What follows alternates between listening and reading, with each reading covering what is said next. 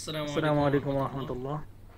ইন্নাল হামদুলিল্লাহ ওয়াসসালাতু ওয়াসসালামু আলা রাসূলিল্লাহ ওয়া আলা আলিহি ওয়া আসহাবিহি আজমাইন ওয়া বা'দ। মহান রব্বুল আলামিনের দরবারে শুকরিয়া যে মহান আল্লাহ আমাদেরকে আরবি ভাষা শিক্ষা কোর্সে জয়েন হওয়ার তৌফিক দিয়েছেন। আমরা আলহামদুলিল্লাহ। গত ক্লাসে আলোচনা হয়েছিল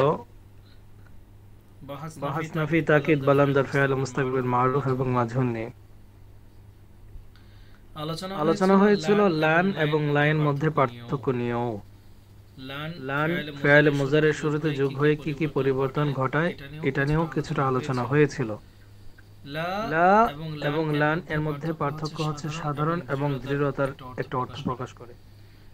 লা হচ্ছে ফেয়াল মুজারের শুরুতে এসে ভবিষ্যতের কোনো কাজ সাধারণভাবে না বাচকের অর্থ দান করে, যেমন লা ইয়াফআলু, সে একজন পুরুষ করবে না। আর লানে সে দৃঢ়তার সাথে সে নাবাচকের অর্থ দান করে, যেমন লা ইয়াফআলা, সে কিছুতেই করবে না। এটা নিয়ে আলোচনা হয়েছিল। আজকে আলোচনা করব নফি জিহাদ বা লাম। অর্থাৎ লান যুগে তো আমরা পূর্বে আলোচনা করেছিলাম। আজকে আলোচনা হবে লাম নিয়ে। লাম মিম জবর লাম।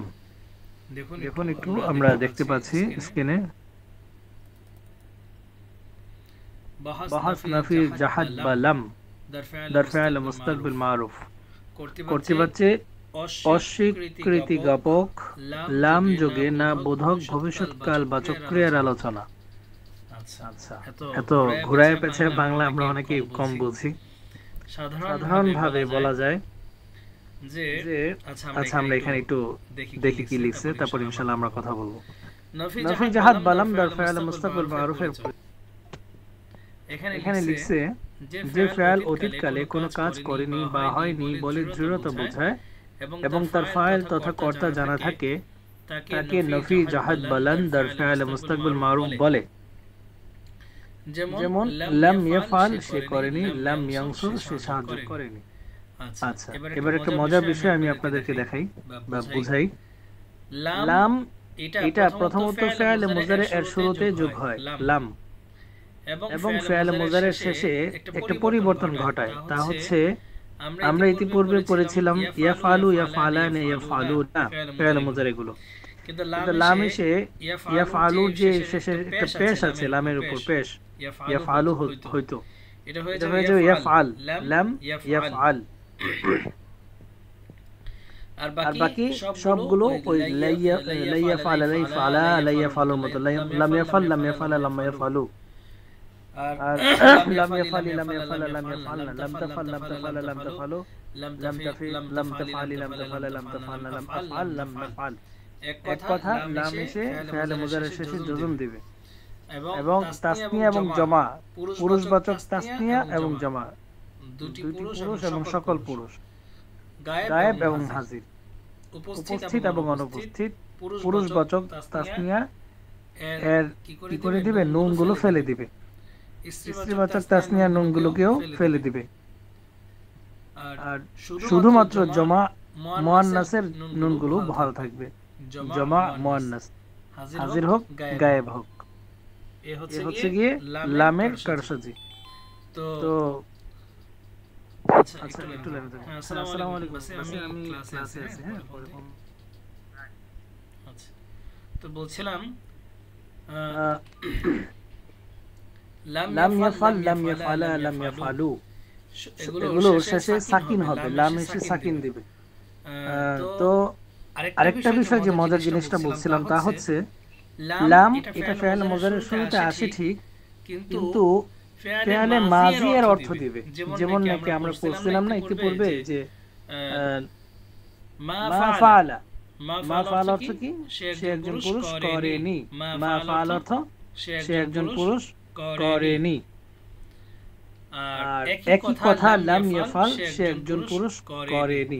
আপনারা নিশ্চয়ই দেখতে পাচ্ছেন, যদিও এটা ফেয়ালে মুজারের শুরুতে আসছিলাম, কিন্তু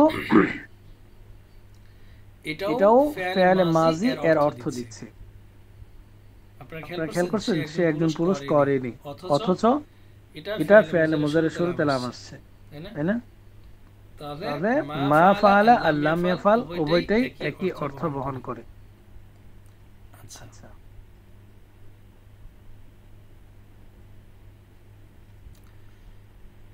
আল্লাহু আকবার। তাহলে আমরা শিখলাম মা ফাআলা আর লাম ইয়াফআল অর্থের দিক থেকে এক, কিন্তু উচ্চারণের দিক থেকে এবং ব্যবহারের দিক থেকে ভিন্ন। এই গর্দানটা আমরা শিখে নেব। আর একই ক্যাটাগরি হবে লাম ইয়াফআল, লাম ইয়াফআল, লাম ইয়াফআলু, লাম তাফআল, মানে মারুফ হবে, মাজহুল হবে। লাম ইউফআল, লাম ইউফআলা, লাম ইউফআলু, লাম তুফআল, লাম তুফআলা, লাম ইউফআলনা।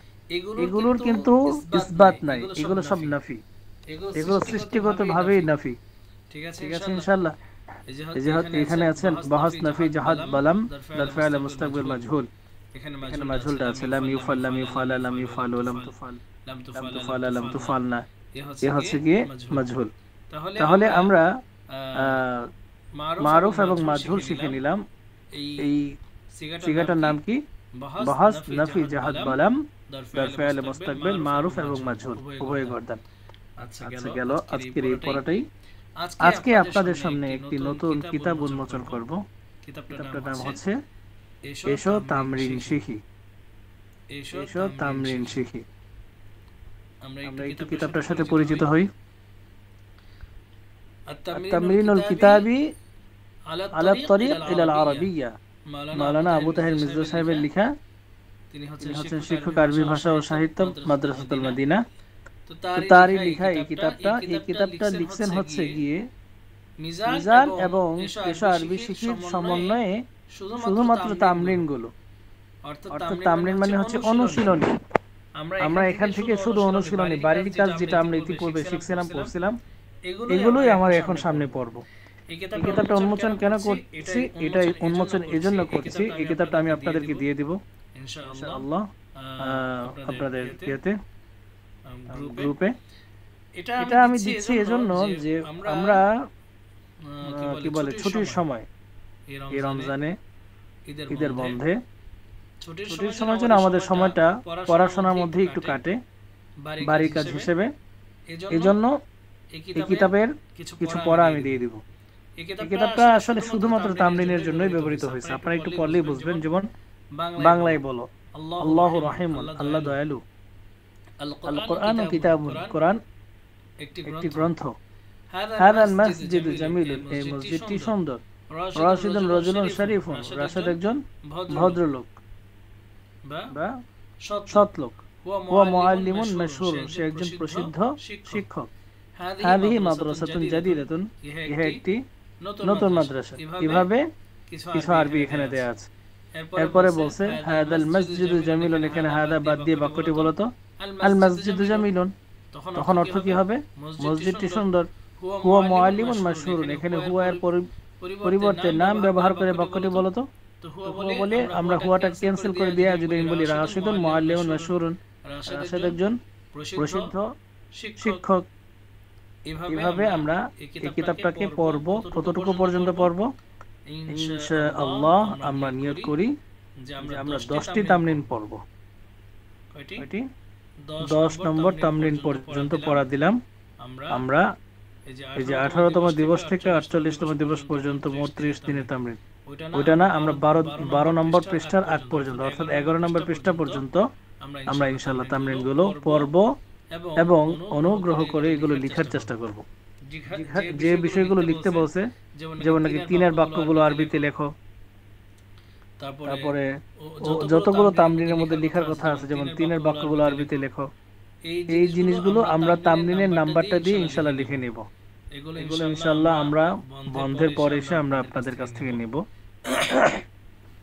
দেখব কে কতটুকু অ্যাক্টিভ ছিলেন।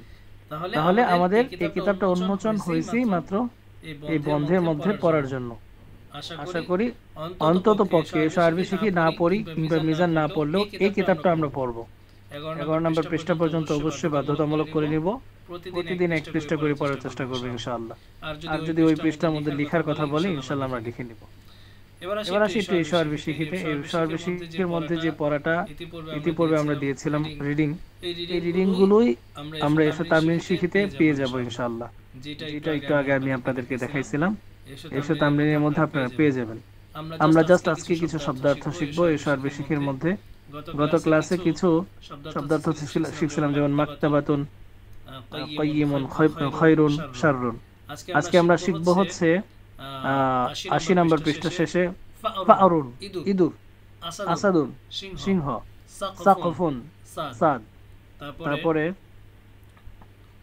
আছে কিছু দারসুস সাবিআর মধ্যে, এটা হচ্ছে গিয়ে ৮৪ নম্বর পৃষ্ঠা। নাহরুন একটি নদী, বাহরুন একটি সমুদ্র, জিসরুন একটি পুল, জাওরাকুন একটি নৌকা। এই হচ্ছে ৮টি শব্দ। এখানে আরো কিছু আছে, সফুন শ্রেণী, ফাসলুন শ্রেণী কক্ষ, নারুন আগুন, আন্নার জাহান্নাম, মাকতাবুন দফতর। নার এবং আন্নারের মধ্যে পার্থক্য হচ্ছে আলিফ লাম ছাড়া হলে এটার অর্থ হবে আগুন, আলিফ লাম যোগে হলে এটার অর্থ হয়ে যাবে জাহান্নাম। ঠিক আছে ইনশাআল্লাহ। আচ্ছা, আর দিচ্ছি না, আমাদের কিতাব প্রায় শেষ। আল বাব সালিসের আগ পর্যন্ত প্রায় কিতাব শেষ বলা যায়। তো আমরা ইনশাআল্লাহ ৯০ নম্বর পৃষ্ঠা পর্যন্ত বলা যায় আমরা পড়ছি, অর্থাৎ এই সর্বে শিখির। তারপরে আমরা মিজানের এই বহস নফি জাহাদ বালান একটু ডিস্টার্ব করি। আসসালামু আলাইকুম রাহমাতুল্লাহ। আমরা এর আগে দেখলাম যে মাকতাব অর্থ অফিস, আবার পরে দেখলাম মাকতাব অর্থ দফতর। আসলে এই মাকতাবের একই অর্থে ব্যবহৃত হয়। আচ্ছা, জি জি, এটাই আমি শিওর হইতে চাইছিলাম। ধন্যবাদ। হচ্ছে ইংরেজি, বাংলায় দফতরই বলে। ঠিক আছে, তাহলে আমাদের পড়া আমি আবার ক্লিয়ার করে দিচ্ছি। মিজান কিতাবটা হচ্ছে আমাদের বহস নফি জাহাদ বালান দার ফিআল মুস্তাকবিল মারুফ এবং মাজহুল পর্যন্ত রইল। অর্থাৎ পৃষ্ঠার দিকে যদি আমি লক্ষ্য করি তাহলে আমাদের প্রায় ৫৯ নম্বর পৃষ্ঠা পর্যন্ত আমাদের মিজান কিতাব শেষ। আমরা ইনশাআল্লাহ ছুটির পরে এসে ৭ নম্বর পৃষ্ঠা থেকে পড়ব। এসে আরবি শিখি ৯০ পৃষ্ঠা এবং এসে তামরিন শিখি বন্ধের মধ্যে ১১ নম্বর তামরিন পর্যন্ত দিয়ে দিলাম। ১০ নম্বর তামরিন, ১০ নম্বর তামরিন ১১ নম্বর পৃষ্ঠা পর্যন্ত। আল্লাহ তাআলা আমাদের সবার পড়ার মধ্যে বরকত দান করুন। এবার আপনাদের কাছ থেকে একটু মত বিনিময় করি। প্রথমত হচ্ছে আজকে হচ্ছে কি বলে ২৬তম রাত রমজানুল মুবারকের। আশা করা যায় ইনশাআল্লাহ ২৭তম রাত ২৯তম রমজানে আমাদের এই রমজান শেষ হবে, আল্লাহ ভালো জানেন। তো এরপর আমরা কবে খোলা দিতে পারি, আমাদের কি বলে এই ক্লাস আবার কবে শুরু হতে পারে, আপনাদের একটা মত শুনি আমি, তারপরে ইনশাআল্লাহ আমি কথা বলবো। ইনশাআল্লাহ সোমবার। আসসালামু আলাইকুম হুজুর ভাই, ৬ তারিখে রবিবার আছে, ৬ তারিখ থেকে আমরা আবার স্টার্ট করতে পারি। হ্যাঁ, আমারও খেয়াল। আপনাদের কারো কোনো খেয়াল আছে কি?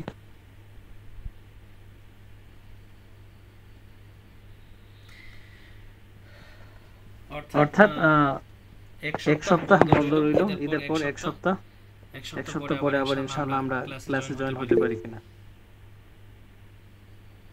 জি, তাহলে ইনশাআল্লাহ সোমবারে যদি ঈদ হয় পরবর্তী রবিবারে আমাদের ক্লাস হবে ইনশাআল্লাহ। ঠিক আছে, এটার উপরে আমরা বহাল রইলাম। আর কারো কোনো প্রশ্ন থাকলে করতে পারেন। জি উস্তাদ, এখানে আমরা দেখলাম যে মানে যেটা হচ্ছে ফেলে মুজারে, শুনতে পাচ্ছেন? হ্যাঁ বলুন, আপনি বলুন। যে লাম ইয়াফআলা যে ইয়াটা গর্দানটা যেটা বললেন আজকে, এটার অর্থ আর এই যে মাজিতে একই অর্থ, তাহলে দুইটা করার কারণ কি তাহলে এখানে? মাশাআল্লাহ, এই প্রশ্নটা আমি শুনতে চাচ্ছিলাম। ধন্যবাদ। গত ক্লাসে আমি এই প্রশ্নটা কেউ করে না, আমি নিজে থেকে বলছি। মাশাআল্লাহ। এখানে কথা হচ্ছে লাম ইয়াফআল আর মা ফাআলা দুটোর অর্থ যদি এক হয়ে থাকে তাহলে অতিরিক্ত ভাবে আলগত দিক থেকে লাম ইয়াফআল কেন ব্যবহার করা হলো? এটা কিছুটা গত ক্লাসের মতো, যেমন নাকি লা ইয়াফআলু সে একজন পুরুষ করবে না, আর লা ইয়াফআলা সে একজন পুরুষ কিছুতেই করবে না, এটার মতো কিছুটা। অর্থাৎ মা ফাআলা এটা এটা এমন এক অর্থ যে যে অর্থের মধ্যে একটা ধমক দিলে হয়ে যেতে পারে, যেমন কথার কথা, এই তুমি কি এই দুষ্টুমিটা করছো, না না না, এই মিথ্যা বলবো না, সত্য বলো, জি ওস্তাদ জি করছি। মানে তার এই নায়ের মধ্যে একটা দুর্বলতা কাজ করছে। কিন্তু কেউ কেউ যখন যখন নাকি নাকি লাম লাম যোগে যোগে ফেলে ফেলে মুজারের মুজারের শুরুতে শুরুতে লাম লাম যোগে যোগে কোন কোন একটা একটা শব্দ বলবে বলবে যে যে তুমি এটা করেছিলা, লাম আফাল, মানে আমি করিনি। তখন তার এই না বাচকের মধ্যে দৃঢ়তা কাজ করে। এই ব্যাকরণের দিক থেকে এটা একটা দৃঢ়তা কাজ করে যে না, এখানে তার মিথ্যা বলার কোনো অবকাশই নাই, যে কথাটা বলছে দৃঢ়তার সাথেই বলছে লাম আফাল, মানে এটা যেন নফি না, এটা ফেলে মুজারে দিয়ে নফি করছে সে, এটা ফেলে মানে মুজারে দিয়ে নফি করে। দৃঢ়তার সহিত বলতেছে একদম। হ্যাঁ হ্যাঁ হ্যাঁ, লাম আফাল, আমি এটা করিনি, না না না, লাম আফাল। তখন যে মানে মানে কৌল যে জিজ্ঞাসা করছে, তখন তার টনক করবে যে না, সে আসলে সত্য কথাই বলতেছে। যদি মিথ্যা বলতো তাহলে মা ফালতু বলতো, মা ফালতু আমি করিনি, মা ফালতু। ওয়াও, উস্তাদ আমরা কি এটাকে এভাবে বলতে পারি যেভাবে আল্লাহ পাক সূরা ফিলের মধ্যে বলছে যে আলাম তারা, তোমরা দেখো নাই কি? হ্যাঁ হ্যাঁ হ্যাঁ হ্যাঁ হ্যাঁ, হ্যাঁ, আচ্ছা আচ্ছা, মাশাআল্লাহ। মানে মানে এটা এটা একদম এর মধ্যে কোনো সন্দেহ থাকবে না। লাম দিয়ে যে কথাটা বলা হয় এর মধ্যে কোনো সন্দেহ নাই, কিন্তু কিন্তু মা ফালার বলার পর একটা ধমক দিলে আবার এটা উল্টা হয়ে যেতে পারে। মানে ওটাতে চেঞ্জ হওয়ার আশঙ্কা আছে, যে ওটা আবার আশঙ্কা। এটা হচ্ছে দৃঢ়তার সহিত এটাই বোঝাচ্ছে যে আসলেই হয়নি। জি জি জি জি জি, ঠিক আছে। মাশাআল্লাহ। Thank you. আল্লাহু আকবার। তাহলে আমাদের আল্লাহ চাহে তো ইনশাআল্লাহ পরবর্তীতে আবার সাক্ষাৎ হবে। তবে আমি আশাবাদী প্রত্যেকেই আপনারা নিজেদের গ্রুপে, পুরুষরা পুরুষদের গ্রুপ, নারীরা নারীদের গ্রুপে কন্টিনিউ করবেন, কথাবার্তা কন্টিনিউ করবেন, পড়াশোনার ব্যাপারে কন্টিনিউ করবেন, একে অপরের প্রতি জিজ্ঞাসা করবেন পড়াশোনার ব্যাপারে, পারেন বা না পারেন একটু কথা আলোচনা করবেন। আমি তো সবগুলো গ্রুপে আছি, আমি তো দেখতেছি, আমি দেখলাম যে সবগুলো যেমন কবরস্থান হয়ে গেছে, সবগুলো গ্রুপ একদম কবরস্থান, মানে ডাক দিলে কেউ শুনে না, সবাই ঘুমায় আছে কবরের মধ্যে। আসসালামু আলাইকুম ইয়া আহলাল কবর। কয়দিন পরে আমি এরকম বলবো। ওস্তাদ একটু বিরক্ত করতেছে আবার, জি জি, যে আমাদের গ্রুপে তো অনলি অ্যাডমিন টেক্সট করতে পারে, এটা দেখলাম ইয়ে করা আর কি, সেটিং থেকে। আচ্ছা আচ্ছা, আপনার মনে হয় আপনাকে গ্রুপে অ্যাড করা হয়নি। আচ্ছা ইনশাআল্লাহ আপনি কি বলে ক্লাসের পর আমাকে একটু নক দিন, আপনাকে নতুন গ্রুপে অ্যাড করে দেব। পুরুষদের জন্য একটা আলাদা গ্রুপ আছে আর কি আমাদের এখানে, তামরিন গ্রুপ। ও আচ্ছা, আপনাকে এটা নক করব কিভাবে? হোয়াটসঅ্যাপে নক করুন। হ্যাঁ আচ্ছা, ঠিক আছে। আমি যে লিংক দিচ্ছি না, ওই লিংকের অনুসারে আমার আইডি থেকে নিয়ে নিন। আচ্ছা, ঠিক আছে। এটা হচ্ছে উস্তাদ নতুন গ্রুপে আমাকেও নতুন গ্রুপের লিংক দেয়া হয়নি। আচ্ছা, আপনি যোগাযোগ করেন ক্লাসের পর। তো জি, কিন্তু কয়দিন পর ইনশাআল্লাহ গ্রুপের মধ্যে বলবো যে হে কবরবাসীরা কেমন আছেন, কারণ যেহেতু সারা সপ্তাহ আমরা কবরের থেকে উঠে সারা দেব ইনশাআল্লাহ উস্তাদ। ঠিক আছে ইনশাআল্লাহ। আর সর্বশেষ যে কথা, আল্লাহ চাহে তো আমাদের রমজান তো প্রায় শেষ হয়ে যাচ্ছে, রমজানে আর কারোর সাথে কোনো কথাও হবে না হয়তোবা। তো রমজানটা যেন আমাদের বরকতময় হয়, আল্লাহ তাআলার কাছে আমরা সবাই কায়েম অনুবাদকে দোয়া করব। আপনারা আমার জন্য দোয়া করবেন, আমিও ইনশাআল্লাহ আপনাদের সকলের জন্য দোয়া করব। আল্লাহ তাআলা যেন আমাদের সবার ভাগ্যের মধ্যে কদর নসিব করেন। আল্লাহ রাব্বুল আলামিন বলেন লাইলাতুল কদরি খায়রুম মিন আলফি শাহর। তো আল্লাহ তাআলা যেন কদর নসিব করেন। আল্লাহ নবী সাল্লাল্লাহু আলাইহি ওয়াসাল্লাম বলেন মান কামা লাইলাতুল কদরি ঈমানান ওয়া ইহতিসাবান গুফিরাল্লাহু মা তাকাদ্দামা মিন যামবি। আল্লাহ রাব্বুল আলামিন যে ব্যক্তি কদরের রাত্রিতে নামাজ পড়বে, ইবাদত করবে, আল্লাহ তাআলা তার পিছনের সমস্ত গুনাহগুলো maaf করে দিবেন। তো আমরা ইনশাআল্লাহ কদরগুলোতে একটু বেশি বেশি ইবাদত করব।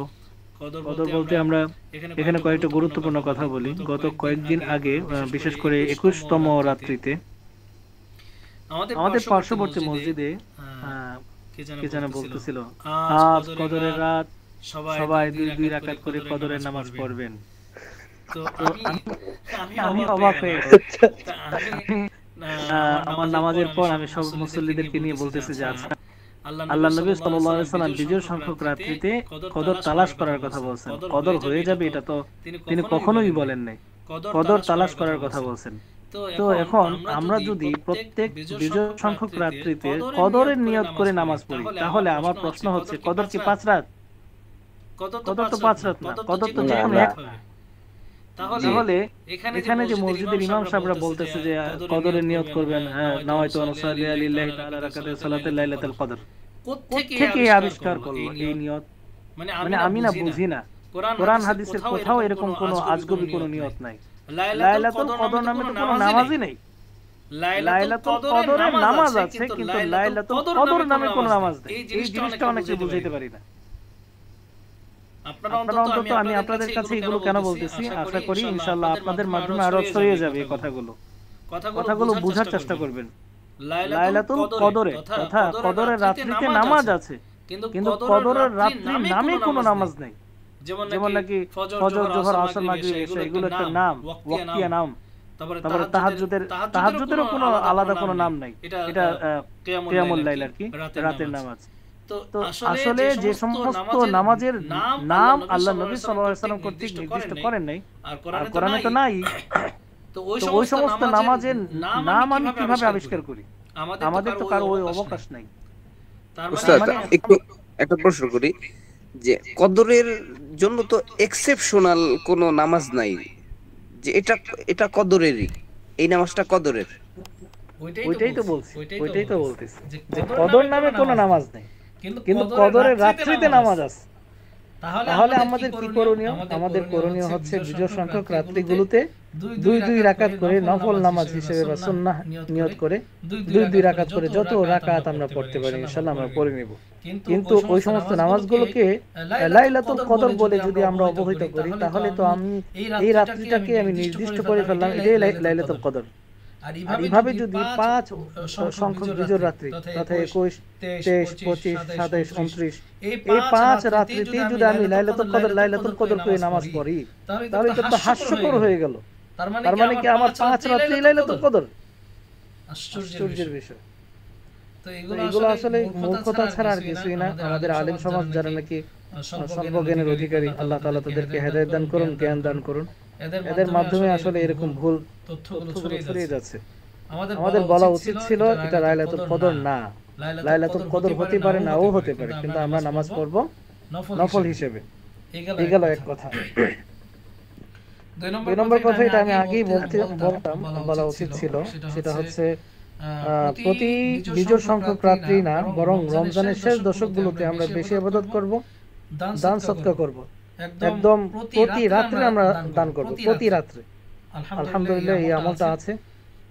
মনে করেন কথার কথা, আপনার 100 টাকা দান করার এবিলিটি আছে, তো আপনি প্রতি রাতে 10 টাকা করে দান করেন।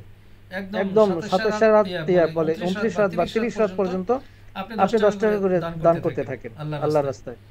এটা যে মসজিদ হতে হবে তা না, ফকিরও হতে পারে, গরিব লোক হতে পারে, মসজিদ মাদ্রাসা হতে পারে, অসহায় ব্যক্তিরা হতে পারে। এভাবে প্রতি রাতে দান করার এই প্রতিটা চালু রাখেন। 3 নম্বর হচ্ছে প্রত্যেক রাত্রিতে অন্তত পক্ষে 3 বার সূরা ইখলাস পড়ার চেষ্টা করেন। যে কোন ইবাদতটা আসলে লেগে যায় এটা বলা যায় না, কারণ আমার এই 3 কুল যদি লাইলাতুল কদরে হয়ে যায়, একটু কল্পনা করেন তো দেখি যে লাইলাতুল কদর খায়রুম মিন আলফি শাহর। আপনার এই 3 কুল পড়াটা 1000 কুল পড়ার মতো উত্তম হয়ে গেল। আলহামদুলিল্লাহ, আপনার এই 10 টাকা দানটা 1010 টাকা দানের মতো হয়ে গেল। মানে এটা অকল্পনীয় একটা সওয়াব আপনাকে দিবে আপনার অজান্তে। তাই এখন কোনটার মধ্যে আসলে কল্যাণ এটা আমি আপনি কেউ জানি না। এইজন্য আমরা 10 রাত্রিটাকে নির্দিষ্ট করব, 10 রাত্রিতে ইবাদত করার চেষ্টা করব, চাই তুলনামূলকভাবে কম হোক, কিন্তু এই ইবাদতটাকে বহাল রাখবো, ধারাবাহিকভাবে বহাল রাখবো। আল্লাহ তাআলা আমাদের সবাইকে বোঝার আমল করার তৌফিক দান করুন। সবাইকে ঈদের অগ্রিম শুভেচ্ছা রইল। আর আমার জন্য সবাই দোয়া করবেন। আর যাদের উপর যাকাত ফিতরা আছে সেগুলো পূর্ণতা যেন পায়, এগুলো দিকে লক্ষ্য রাখবেন। জি ইনশাআল্লাহ। উস্তাদ, আমার এখন একটা মানে ইন্টারেস্টিং একটা কোশ্চেনের কথা মনে হলো। আপনি যখন এই কদরের ব্যাপারে কথা বলতেছিলেন তখন বলবো কিনা একটু? জি জি জি। সেটা হচ্ছে যে কদরের রাত তো সেটাই যেটাতে আল্লাহ রাসূলের উপরে কোরআন নাজিল হয়েছিল, তাই না? জি জি। আচ্ছা, তাহলে আল্লাহ রাসূল এটা তার জীবদ্দশায় কেন বলেন নাই যে কোন দিনটা আসলে কদরের দিন? সুবহানাল্লাহ। প্রথমত কথা হচ্ছে আল্লাহ নবী সাল্লাল্লাহু আলাইহি ওয়াসাল্লামের উপর যখন কোরআন নাযিল হয়েছিল ওই দিনটা তো অবশ্যই আল্লাহ নবী সাল্লাল্লাহু আলাইহি ওয়াসাল্লাম মানে বলছেন যে এটা সোমবার দিন ছিল, দিন হিসেবে এটা সোমবার দিন ছিল। মানে এটা হাদিসে উল্লেখ আছে যে সোমবার ছিল, কিন্তু তারিখটা আল্লাহ নবী সাল্লাল্লাহু আলাইহি ওয়াসাল্লাম নির্দিষ্ট করেন নাই। পরবর্তীতে আসলে এই তারিখে যে এত ফজিলত এটাও তো আল্লাহ নবী সাল্লাল্লাহু আলাইহি ওয়াসাল্লাম জানতেন না। কথাটা মনোযোগ দিয়ে বুঝেন। আল্লাহ নবী সাল্লাল্লাহু আলাইহি ওয়াসাল্লামের উপর কোরআন নাযিল যখন হয়েছিল তখন এই দিবসটা তিনি দিনটা মনে রাখছিলেন এটা সোমবার দিন, কিন্তু ওই সময় কিন্তু এই রাত সম্পর্কিত এরকম কোন আয়াত নাযিল হয় নাই যে এই রাতটা হচ্ছে হাজার মাস থেকে উত্তম, বরং এটা নাযিল হয়েছে অনেক পরে, অনেক পরে। মানে সূরা কদরের যে কনসেপ্ট, এই যে আয়াতটা, তখন জিনিসটা স্পষ্ট হয় যে এই রাত লাইলাতুল কদরের কনসেপ্টটা এটা নাযিল হয়েছে অনেক পরে, এটা এই ব্যাপারে আল্লাহ জানাইছেন অনেক পরে। জি জি জি জি। এবং আল্লাহ সাল্লাল্লাহু আলাইহি ওয়াসাল্লামকে জানাইও দেওয়া হয়েছিল যে কদর কোন রাত্রিতে, এটা হাদিসে আছে বুখারী শরীফে যে এই রাতটা কদর। তো আল্লাহ নবী সাল্লাল্লাহু আলাইহি ওয়াসাল্লাম এত খুশি হয়েছিলেন, এটা খুশি হয়ে তিনি ঘর থেকে বের হয়েছিলেন কদর রাত্রিটা জানানোর জন্য। তিনি যখন ঘর থেকে বের হয়েছেন তখন পথিমধ্যে দুজন ব্যক্তির ঝগড়া লাগছিল, তো তিনি ঝগড়াকে মিটমাট করে দেওয়ার জন্য তিনি ভুলে গেছেন যে কদর কোন রাত্রিতে বলা হয়েছিল। তখন আল্লাহ নবী বলেন তোমাদের এই ঝগড়ার কারণে আমি ভুলে গেছি যে কদর কোন রাত্রিতে। তাহলে আল্লাহ রাসূলকে জানানো হয়েছিল কিভাবে? এটা পরে ওহীর মাধ্যমে না নাকি? ওহীর মাধ্যমে। তাহলে এটা তো কোরআনের আয়াতে কোরআনের ভিতরে থাকার কথা। তাহলে না এটা কোরআনের মাধ্যমে না, তিনি ঘুমের মধ্যে পাইছিলেন এটা। আচ্ছা, মানে ইলহাম পাইছিলেন আর কি। কিন্তু আল্লাহ এটা কোরআনের আয়াত নাই, জাস্ট ইলহামের মধ্যে বলে দিয়েছে। এবং আল্লাহ নবী সাল্লাল্লাহু আলাইহি ওয়াসাল্লাম এটাও বলেন যে আমার সেই রাত্রিতে আমার কপালের মধ্যে কাদা লেগেছিল, তারপর আকাশটা অনেকগুলো নিদর্শনের কথা বলছেন। তো ওনার নিদর্শনের উপর ডিপেন্ড করে অনেক সাহাবী 27 রাতগুলোকে বলছিলেন যে 27 রাতটাই হবে লাইলাতুল কদর। কিন্তু পরবর্তীতে মুহাক্কিক আলেমরা বলেন যে 27টা নির্দিষ্ট না, বরং যে কোনো বিজোড় সংখ্যক রাত হতে পারে। 27টা একবার হয়েছিল এটা সত্য যে একবার 27-এ লাইলাতুল কদর হয়েছে। এবার আমার দৃষ্টিকোণ থেকে আমি বলি এই যে গত 21তম রাত্রিটা আমার কাছে লাইলাতুল কদর মনে হয়েছিল। শুধু আমার না, আমি দেখছি যে মাশাআল্লাহ প্রায় অনেক আলেমরা বলছিলেন এই যে এই রমজানে 21তম রাত্রিটা কদরের আলামত খুঁজে পাওয়া গিয়েছিল। এখন আল্লাহ ভালো জানেন, তারপর আমরা মিস করব না, আমরা ইনশাআল্লাহ আমল করে যাব। উস্তাদ সেই আলামতগুলো কি ছিল উস্তাদ যদি বলতেন? যে আলামত হচ্ছে ওই রাত্রিটা হবে নাতিশীতোষ্ণ, তথা এত ঠান্ডাও হবে না এত গরমও হবে না। তারপরে হচ্ছে কি কিছুটা বৃষ্টিপাত হতে পারে। তারপরে হচ্ছে কি ইবাদতের মধ্যে একটা স্বাদ খুঁজে পাওয়া, যে ইবাদতের মধ্যে একটা তৃপ্তি পাওয়া যাচ্ছে। তারপরে হচ্ছে কি এর পর দিন আকাশটা মেঘলা থাকবে। আকাশটা মেঘলা থাকার একটা চমৎকার একটা আয়াতের মাধ্যমে পাওয়া যায়, সেটা হচ্ছে আল্লাহ রাব্বুল আলামিন কোরআনে বলেছেন সালামুন হিয়া হাত্তা মাতলাইল ফজর। এই যে লাইলাতুল কদরের শেষ আয়াতটা কিন্তু এটা ছিল, সালাম হিয়া হাত্তা মাতলাইল ফজর। মানে এই যে তানাজ্জালুল মালায়েকাতু ওয়ার রূহ, মানে ফেরেশতা এবং জিবরাইল তারা কিন্তু ওই রাত্রিটা একদম ফজর পর্যন্ত সারা পৃথিবীতে ভ্রমণ করেন, একদম দুনিয়াতেই থাকেন তারা, সুবহানাল্লাহ, পৃথিবীতেই থাকেন, বিচরণ করেন পৃথিবীটাকে ওই রাত্রিটা। ফেরেশতা, সমস্ত ফেরেশতা এবং সমস্ত বলতে রহমতের ফেরেশতা আসে এবং স্বয়ং জিবরাইল আসেন, সুবহানাল্লাহ, জিবরাইল ওই রাত্রিতে দুনিয়াতে আসেন পৃথিবীতে। তো আসে আয়েশা কি করে তারা বিচরণ করেন, সারা পৃথিবীতে বিচরণ করেন তারা। হিয়া হাত্তা মাতলাল ফজর, এই আয়াত দ্বারা প্রমাণিত ফজর পর্যন্ত তারা বিচরণ করে। মজার বিষয়টা হচ্ছে ফজর নামাজ শেষ করে সমস্ত ফেরেশতারা যখন নাকি আকাশের দিকে ধাবিত হয়, তো স্বাভাবিকভাবে আমরা যখন এক ঝাঁক পাখি দেখি আকাশে তখন দেখি যে মেঘের মতো হয়ে থাকে, তাই না? মেঘের মতো হয়ে থাকে, মনে হচ্ছে কালো একটা মেঘ আসতেছে এতগুলো পাখির ঝাঁক দেখে। তো ফেরেশতারা তো পাখির ঝাঁকের চেয়ে অনেক বড়, তাদের দেহটা অনেক বড়, তো জিবরাইলের দেহটা আরো বড়। তো যখন নাকি এক ঝাঁক ফেরেশতা দুনিয়া থেকে উড়াল মারে তখন তো স্বাভাবিকভাবে সূর্যের কিরণ পৃথিবীতে পড়ার কথা না, তাই না? তো এটা ইন্টারেস্টিং একটা কথা। আচ্ছা, তাহলে কি এটার কথা কি হাদিসে আছে? হ্যাঁ আছে তো, আছে। ওই পরের দিনটা কি হবে? মেঘলা হবে, পরের দিনটা মেঘলা হবে। এই মেঘলা হওয়ার কারণটা কি?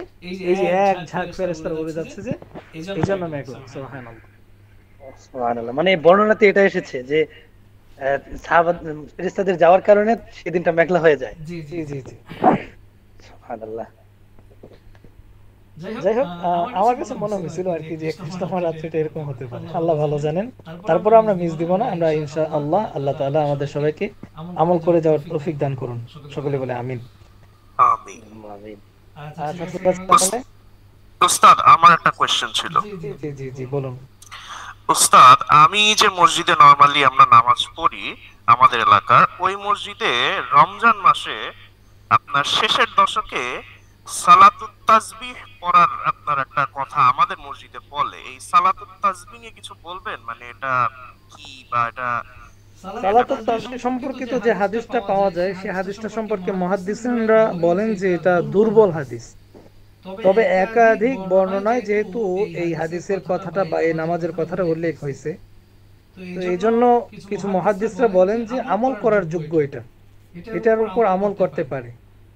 মানে ওই যে আল্লাহ নবী সাল্লাল্লাহু আলাইহি সাল্লামকে বলছিলেন না যে আপনি বছরে একবার হলেও কিংবা মাসে একবার কিংবা দিনে একবার কিংবা এরকম কিছু একটা বলছিলেন আর কি, আব্বাস রাদিয়াল্লাহু তাআলা আনহু থেকে হাদিসটা বর্ণিত। তো হাদিসটা সম্পর্কে অনেক মুহাদ্দিসরা বলছেন যে এই হাদিসটা দাঈফ, মানে দুর্বল হাদিস।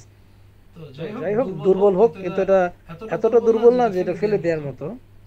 এটার উপর আমল করা যেতে পারে, এটার জন্য এতটা জরুরি না, বাট আমল করতে পারে আর কি। এটার জন্য বাধ্যবাধকতা করা যাবে না যে পড়তে হবে, পড়া উচিত, এটার অনেক ফজিলত, এরকম কিছু না। যদি কেউ পড়তে চায় পড়তে পারে, আমরা এটা বলি আর কি। কিন্তু যেহেতু হাদিসটা দুর্বল, এজন্য এটার উপর জোর দিয়ে কিছু বলার অবকাশ নাই আর কি। উস্তাদ আমার একটা কোশ্চেন ছিল। জি জি, কোশ্চেন আজকে আর শেষ হবে না। জি শুরু করুন। উস্তাদ, যেমন আমরা তারাবি 20 রাকাত পড়ি, তো অনেক সময় জরুরত হোক বা বিশেষ ব্যস্ততা হোক, ব্যস্ততার কারণে দেখা যায় যদি 2 রাকাত কম পড়ি বা 4 রাকাত কম পড়ি, তখন কি গুনাহ হবে কিনা? জটিল প্রশ্ন, মাশাআল্লাহ। তারাবি বিষয়ে আমার একটা আলোচনা আছে, সেটা হচ্ছে প্রথমত আল্লাহ নবী সাল্লাল্লাহু আলাইহি সাল্লাম তারাবিটা কিভাবে পড়ছিলেন। তারাবিটা আল্লাহ নবী সাল্লাল্লাহু আলাইহি সাল্লাম কিন্তু মসজিদে নববীতে তার রুম ছিল। আল্লাহ নবী সাল্লাল্লাহু আলাইহি সাল্লামের যেখানে তিনি নামাজ পড়াতেন হুজরাটা একদম কাছেই ছিল। তো রমজানে এশার পরে আল্লাহ নবী সাল্লাল্লাহু আলাইহি সাল্লাম কখনো 20 রাকাত, কখনো 30 রাকাত, কখনো 36 রাকাত, কখনো 8 রাকাত, এভাবে যখন যেটা মনে চায় এভাবে নামাজ পড়াইতেন আল্লাহ নবী সাল্লাল্লাহু আলাইহি সাল্লাম ইমাম হয়ে। আবার মজার বিষয় হচ্ছে মাঝে মাঝে আল্লাহ নবী সাল্লাল্লাহু আলাইহি সাল্লাম এশার নামাজটা পড়ে রুমে যে যেতেন, রুম থেকে আর আসতেন না।